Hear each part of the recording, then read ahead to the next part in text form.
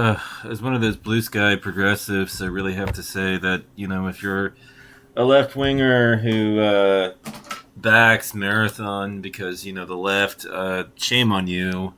Here you are calling yourself a progressives, and, you're backing a project full of microtransactions meant to nickel and dime gamers into the poorhouse.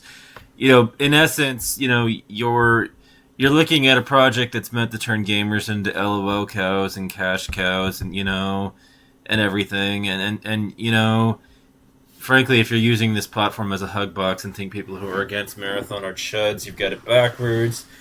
You're backing a project that's only purpose is to send millions of poor people into financial ruin. Live service games are exploitative and full of microtransactions. In essence, the whole problem here is that you're basically backing a project that will screw the proletariat over. You know, as one of those blue sky types that loves it here because it leans left as it does. Let me explain one thing. If some progressives are backing this whole marathon thing, I think I'm not doing it because I'm seven shades to your left. As a socialist, I don't like watching the poor exploited by live service slop meant to burn a hole in the wallets of the working class proletariat. Not very progressive of you to back marathon when it's live service slop with massive microtransaction designed to make low income gamers even poorer than they already are. Frankly, if you're using this platform as a hug box and think people who are against marathon are chuds, you've got it backwards. You're backing a project that's only purpose is to send millions of people into financial ruin. Live service games are exploitative and full of microtransactions and turn gamers into LOL cows and cash cows. Save your money, join the protest, boycott Sony and marathon. It's just a basic statement about this whole thing.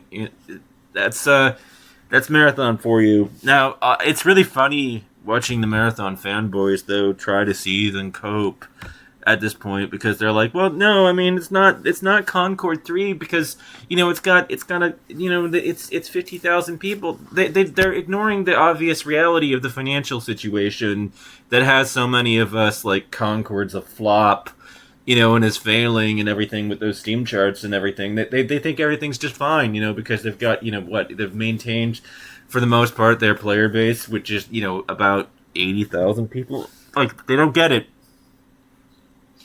Marathon's a flop because they spent like 200 million to make this game, and they're not anywhere close to the 7 million units sold that they would need to make their money back on this whole fucking godforsaken crusade.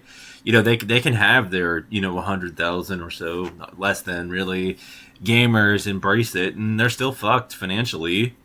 The market's going to be very disappointed in them. From a financial standpoint, Marathon is a failure. Doesn't matter that it's found an audience that it resonates with. It's a failure from a financial standpoint, and we all know what that means and where things are heading.